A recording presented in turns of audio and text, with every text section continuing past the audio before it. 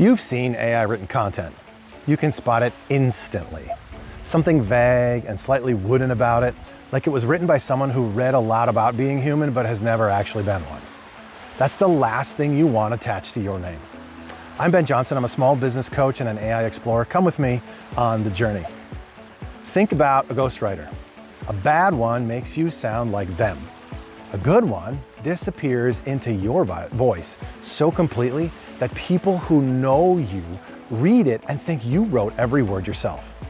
The skill isn't writing, it's listening first.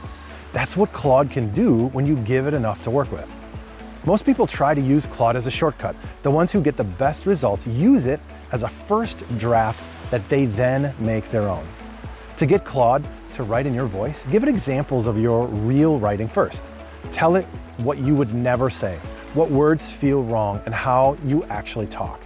The more honest you are with your voice, the less the output sounds like a machine, and the more it sounds like you.